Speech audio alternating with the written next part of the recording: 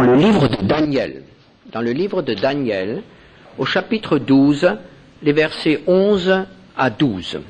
Daniel 12, versets 11 à 12.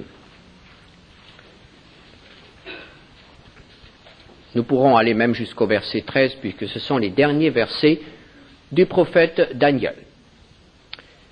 Depuis le temps où cessera le sacrifice perpétuel et où sera dressée l'abomination du dévastateur, il y aura 1290 jours.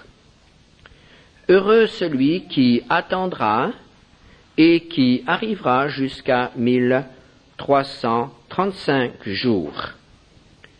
Et toi, marche vers ta fin, tu te reposeras et tu seras debout pour ton héritage à la fin des jours. Il s'agit là de paroles énigmatiques. Et n'attendez pas que je vous explique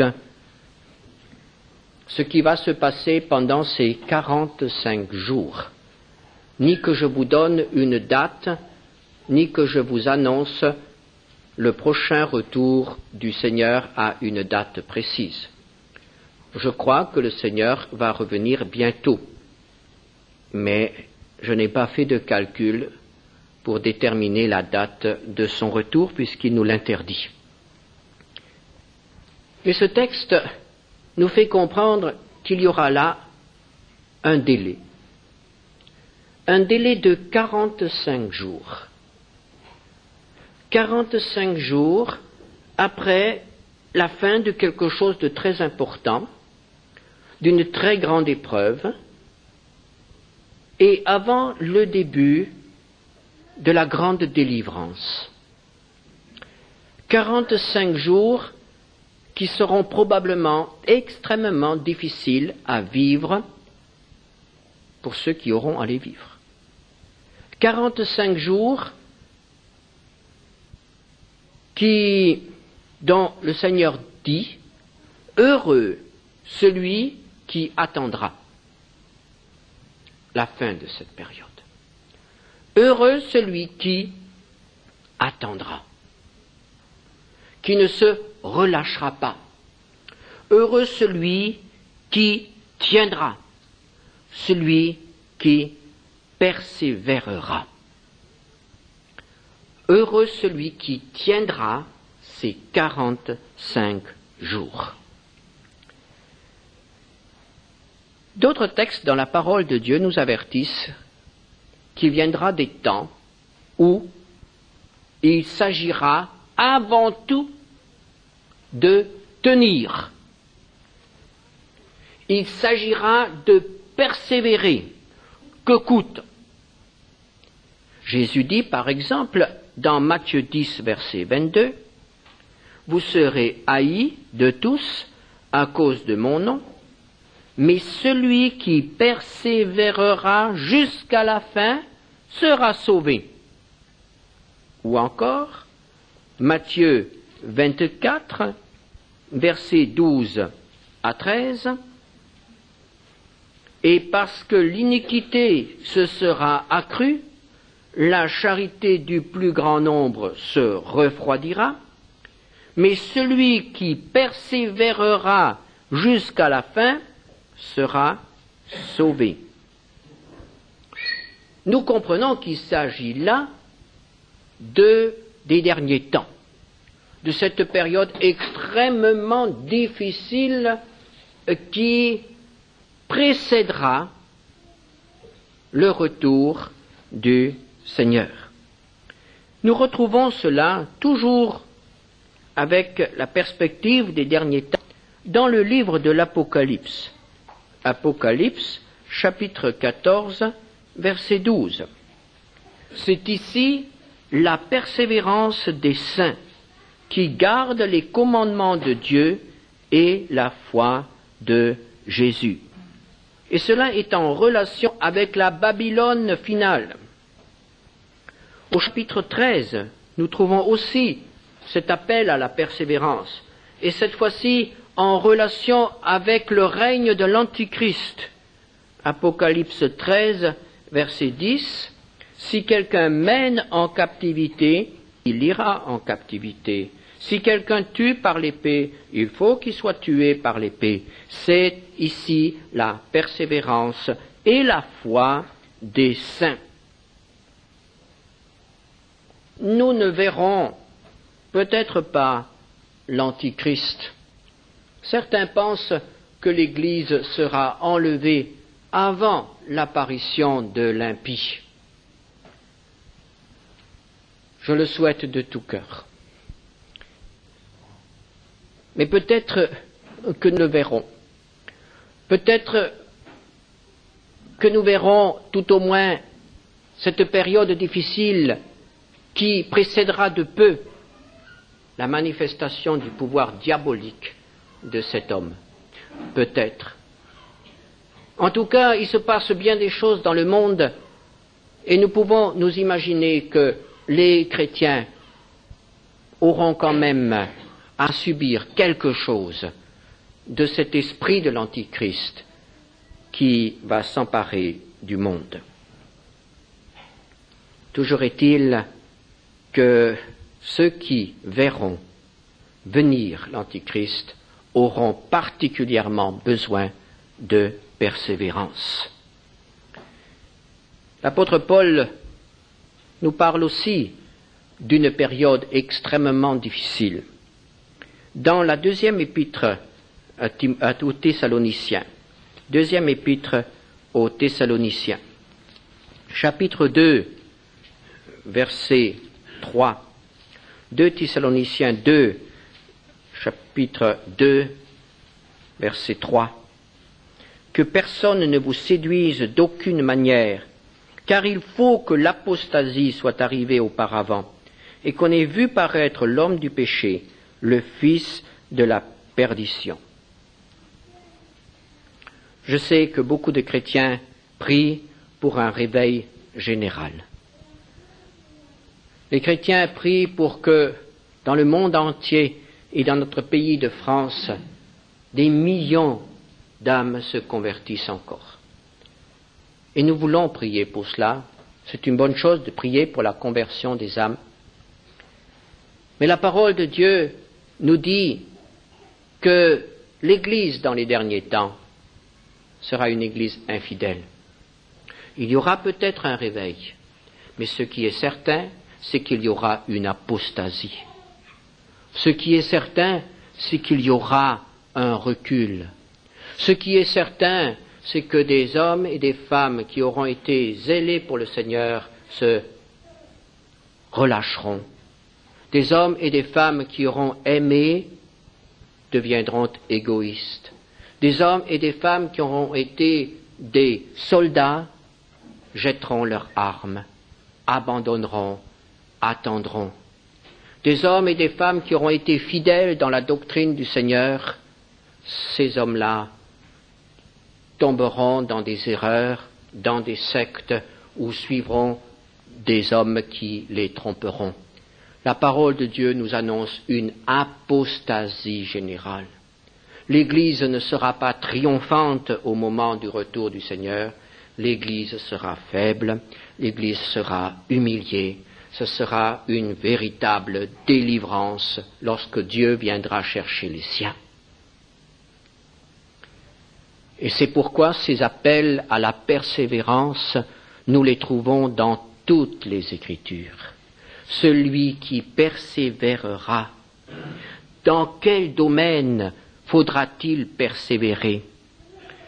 Lorsque nous avons lu dans le livre de l'Apocalypse, au chapitre 14, verset 12, en relation avec la grande Babylone, il faudra persévérer dans les commandements du Seigneur, parce que l'Antéchrist, c'est l'homme sans loi. L'Antéchrist, c'est l'homme qui rejette toutes les lois, c'est l'impie. L'Antéchrist donnera d'autres lois.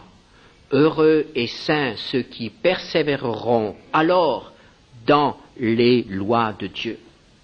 Dans Apocalypse 14, verset 12, toujours, il nous est dit que ce sont ceux qui persévèrent dans la foi de Jésus. Dans les temps de la fin, on aura foi en l'homme. Dans les temps de la fin, on aura foi en celui qui voudra être le modèle, qui voudra être le conducteur des hommes. On appellera les hommes à placer leur confiance en ce chef. Et malheur à ceux qui diront « Il n'est pas digne de confiance, je garde ma confiance en Jésus ». Ce sont ceux-là qui persévéreront. Quand tous perdront leur foi en Jésus, heureux ceux qui persévéreront et qui resteront fermes dans la foi en Jésus. En quel domaine faut-il encore persévérer? Jésus a dit que dans les derniers temps, l'iniquité ira en croissant et la charité du plus grand nombre se refroidira. On est découragé d'être toujours ceux qui font le bien alors que le mal augmente. On peut être fatigué de travailler toujours pour que l'amour et la paix triomphent. Et on peut dire, j'en ai assez, je suis épuisé, j'abandonne le combat, que d'autres prennent ma place. L'iniquité va augmenter de telle manière dans le monde qu'elle va paralyser l'amour. Aimer sera de plus en plus difficile, exigera de plus en plus un effort, un renoncement et l'humiliation. La charité du plus grand nombre se refroidira. Heureux celui qui continuera d'aimer. Heureux celui dont la charité ne se refroidira pas. Heureux celui qui n'abandonnera pas et qui ira jusqu'à la fin. Persévérer. Mais à quel prix? Qu'est-ce que cela va nous coûter? Oh, vous avez compris que ce ne sera pas facile. Vous avez compris que ce n'est pas un petit prix qui est exigé là. Il faut un effort. Il y a un prix à payer. Et l'Apocalypse nous parle des lâches, de ceux qui n'ont pas eu le courage de prendre position. Il y a un prix à payer, et c'est le prix fort. Apocalypse 12, verset 11. Ils l'ont vaincu, Satan. Ils l'ont vaincu à cause du sang de l'agneau et à cause de la parole de leur témoignage, et ils n'ont pas aimé leur vie jusqu'à craindre la mort. Ils l'ont vaincu parce que l'agneau a vaincu Satan. Ils l'ont vaincu aussi parce qu'ils n'ont pas eu peur de la souffrance. Ils n'ont même pas été impressionnés par les menaces de mort. Dans Apocalypse 2, verset 10, « Sois fidèle jusqu'à la mort, et je te donnerai la couronne de vie. » Il est certain que dans les derniers temps, il y aura encore des martyrs. Heureux celui qui vaincra, heureux celui qui persévérera, heureux celui qui attendra jusqu'à ce que les 45 jours soient passés. 45 jours difficiles, 45 jours d'enfer, 45 jours de souffrance, 45 jours de nuit, mais heureux celui qui tiendra, heureux celui qui n'abandonnera pas le combat, qui tiendra ferme là où Dieu l'a placé. Et l'apôtre Paul écrit à Timothée quelques semaines avant de mourir, dans 2 Timothée 2, verset 12, « Si nous persévérons, nous régnerons aussi avec lui. » Persévérer et régner. C'est de l'héroïsme. Il faut des héros. mais il est parfois facile d'être un héros, quand les circonstances ne nous donnent pas d'autre solution que d'être héros. Beaucoup des hommes et des femmes qui sont morts pour Christ et que nous considérons des héros auraient été tout à fait étonnés et effrayés si l'on leur avait dit « un jour vous serez des héros ».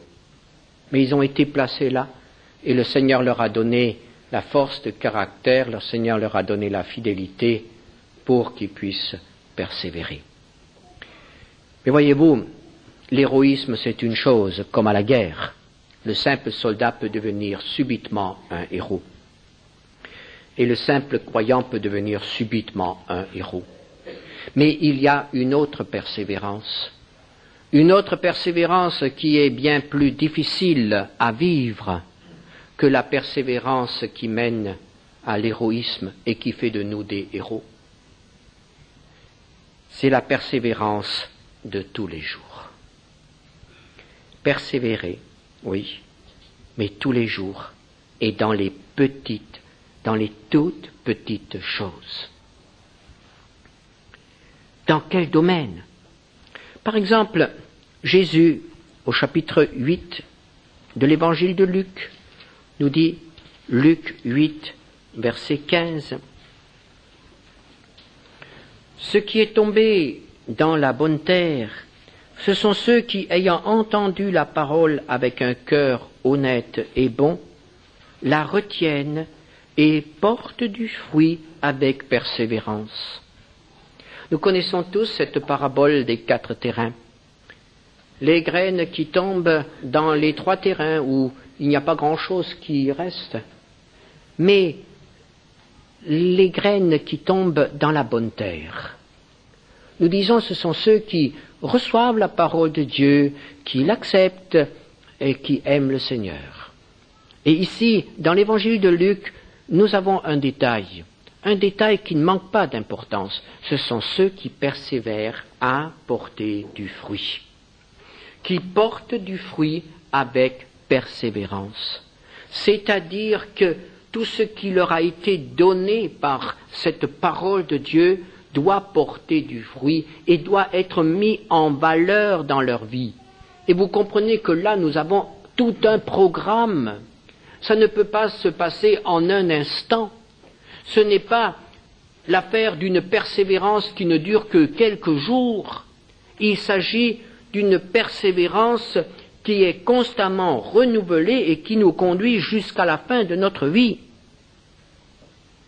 La parole de Dieu reçue et appliquée avec persévérance. L'apôtre Jacques ne dit pas autre chose lorsqu'il écrit dans Jacques au chapitre 1er, verset 25, « Celui qui aura plongé les regards dans la loi parfaite, la loi de la liberté, et qui aura persévéré, n'étant pas un auditeur oublieux, mais se mettant à l'œuvre, celui-là sera heureux dans son activité. » Il a écouté et il a persévéré à mettre en pratique. Ou bien encore, dans Hébreux 13, verset 1, « Persévérer dans l'amour fraternel. » Persévérer à mettre en pratique ce que vous avez compris, ce que vous avez reçu. Persévérer dans l'amour fraternel, même si cela est difficile et si cela peut coûter cher.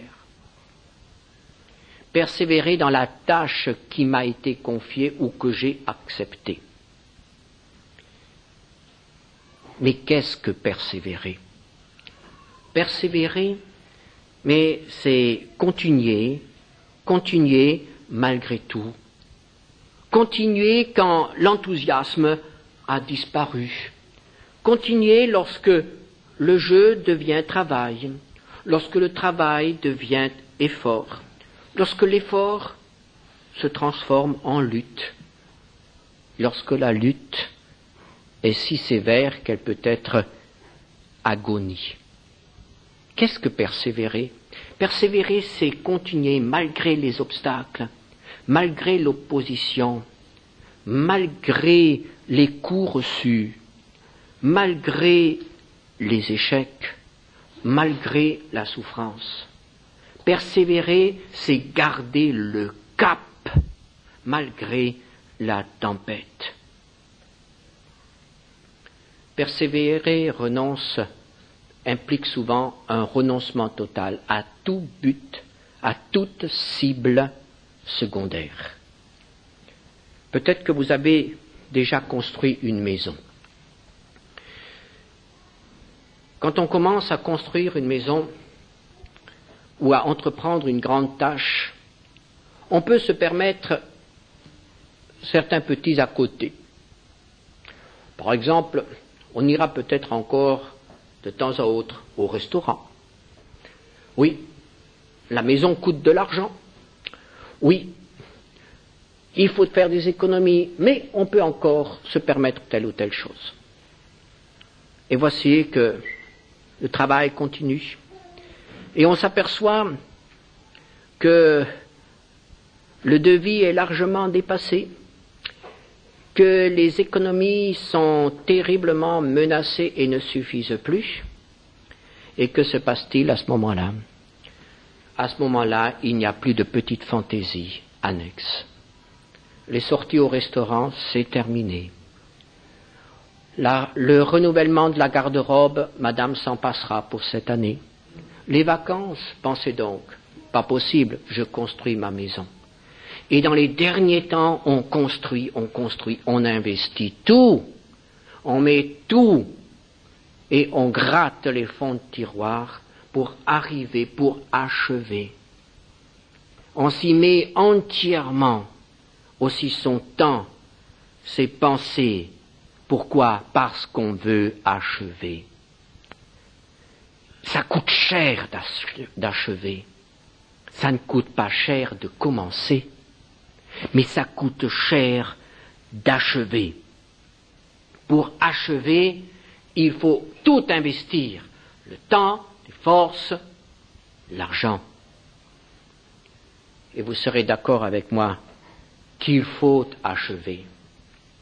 L'ouvrier n'est pas payé pour ce qu'il commence, mais pour ce qu'il termine. L'étudiant ne reçoit pas son diplôme parce qu'il a commencé des études, mais parce qu'il les a achevées. Le sportif ne reçoit pas une récompense parce qu'il s'est tenu sur la ligne du départ, mais parce qu'il est arrivé.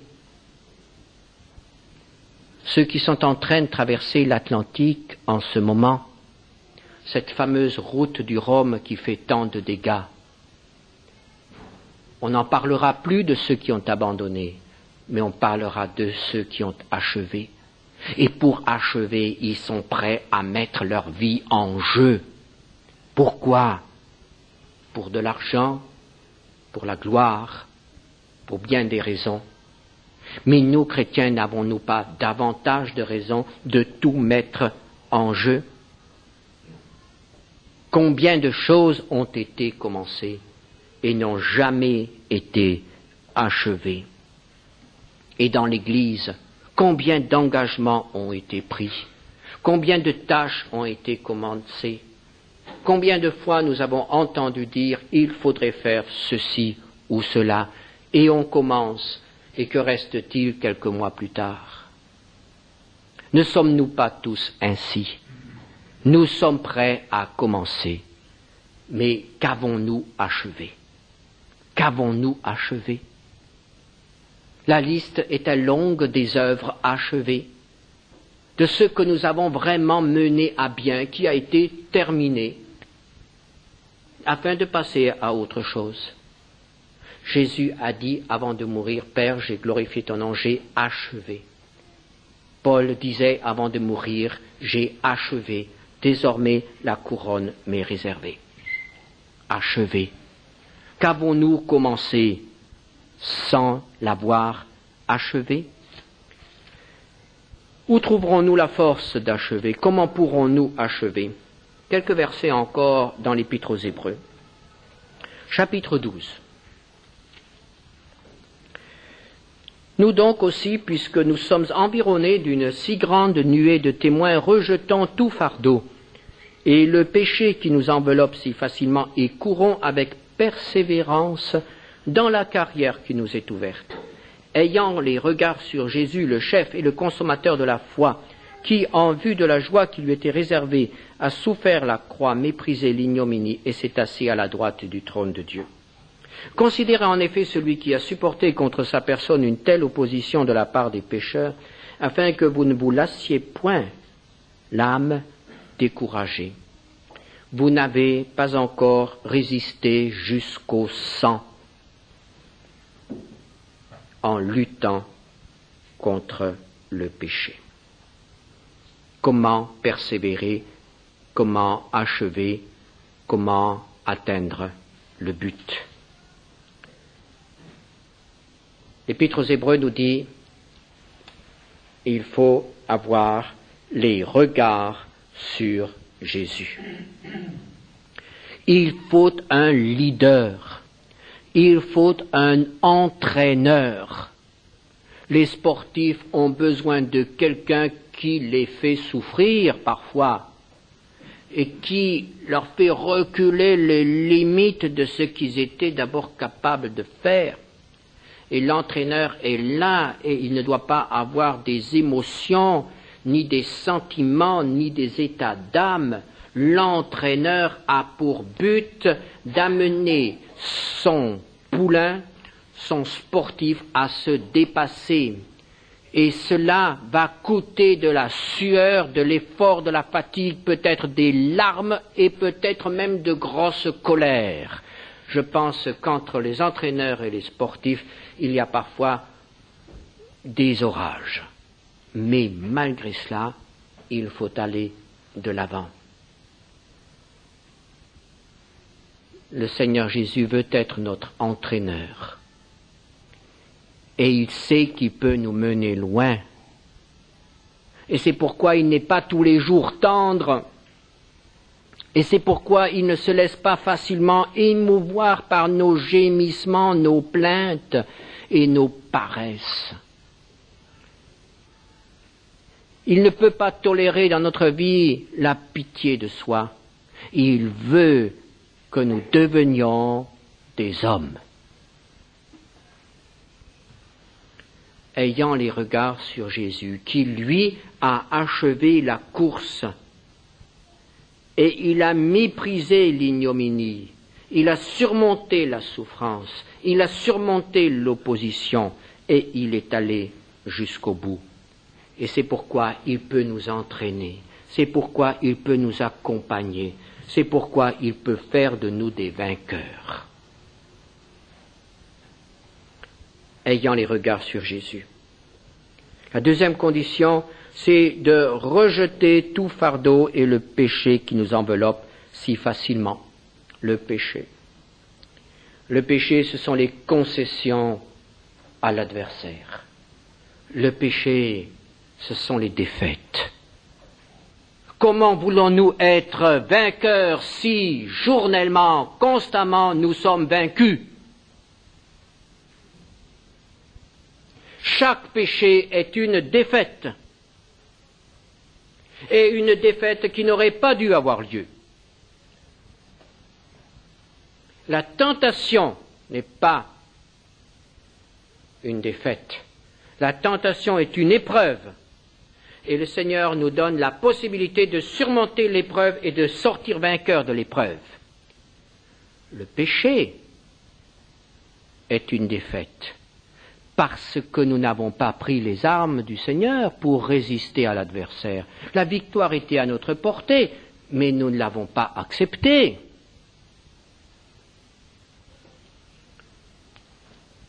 Comment pouvons-nous être un jour vainqueurs si nous allons de défaite en défaite? Il faut régler le problème du péché. Il faut être beaucoup plus sérieux à l'égard du péché. Et apprendre à vaincre les petites tentations pour qu'un jour nous puissions aussi vaincre les grandes tentations. Rejetons tout fardeau. Vous êtes tous d'accord avec moi que le champion qui essaye de battre un record du monde de saut, de course ou de n'importe quoi ne peut pas se présenter à la ligne de départ avec un sac à dos, avec des valises, avec tout ce qu'il faut pour partir en vacances. Non, il a renoncé à tout, c'est le minimum qu'il a sur lui, le strict minimum. Et il ne pense à rien d'autre qu'à se surpasser, investir toutes ses forces, toute son énergie, tout ce qu'il a dans ce saut ou dans cette course, fardeau inutile. Et le découragement, quand il m'arrive, rarement, parce que je ne m'intéresse pas trop au sport, mais quand il m'arrive dans les informations d'écouter Noah, notre Noah national, grand champion, mais qui perd ses matchs parce qu'il n'a pas le moral. Ouais. Il a tout dans les jambes, il a tout dans les bras, mais il perd quand il n'a pas le moral. Dans le tennis, il faut le moral. Et nous, chrétiens, est-ce que nous avons le moral pour gagner? Nous avons tout. Nous avons toute la parole de Dieu, nous avons tout l'équipement spirituel. Est-ce que nous avons le moral? Est-ce que nous y croyons à la victoire finale? Le découragement. Afin que vous ne vous lassiez point l'âme découragée. Et au verset 4, vous n'avez pas encore résisté jusqu'au sang. Et là, je dirais, c'est la lâcheté, la peur de la souffrance. La peur de la souffrance nous fait reculer. C'est ainsi que nous persévérerons. Nous avons pris le départ. Je pense que presque tout le monde ce matin ici a pris le départ. Nous avons reçu un équipement et nous avons reçu une tâche à remplir, qu'elle soit grande ou qu'elle soit petite. Où en sommes-nous aujourd'hui? Nous avons commencé, qu'est-ce que nous avons achevé? Qu'est-ce que nous sommes en train d'achever?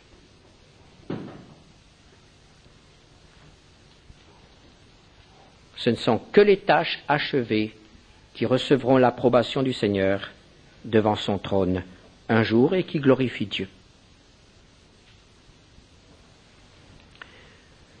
Nous terminerons par Hébreux 10, versets 35 à 39. N'abandonnez donc pas votre assurance, à laquelle est attachée une grande rémunération, car vous avez besoin de persévérance, afin qu'après avoir accompli la volonté de Dieu, vous obteniez ce qui vous est promis. Encore un peu de temps, et combien c'est vrai aujourd'hui. Celui qui doit venir viendra, il ne tardera pas. Et mon juste vivra par la foi. Mais s'il se retire, mon âme ne prend pas plaisir en lui. Nous ne sommes pas de ceux qui se retirent pour se perdre, mais de ceux qui ont la foi pour sauver leur âme, c'est-à-dire pour aller jusqu'au bout. Amen.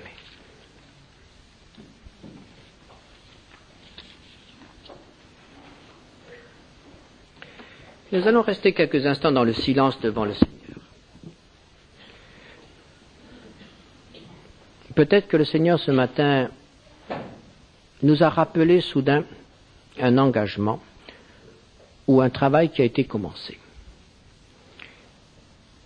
et qui traîne dans un coin de l'atelier, pas achevé.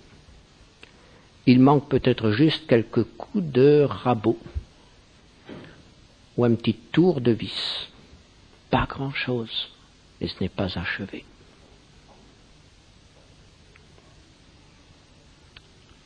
Est-ce que nous voulons apporter ça au Seigneur? et lui dire, Seigneur, j'ai commencé quelque chose, j'ai pris une responsabilité dans l'Église, je me suis engagé envers une mission, j'ai fait quelque chose, j'ai fait des promesses, il y a des gens qui comptent sur moi et maintenant, j'ai tout laissé tomber. Seigneur, pardonne-moi. Je veux achever.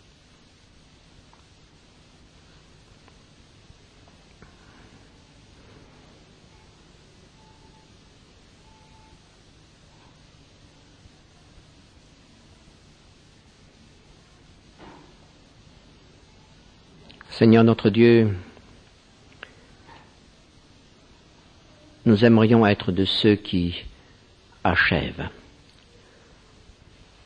de ceux qui arrivent au but, de ceux qui persévèrent jusqu'à la fin malgré tout. Mais tu sais notre faiblesse. Tu sais, Seigneur, combien moi-même souvent j'ai beaucoup de peine dans ce domaine.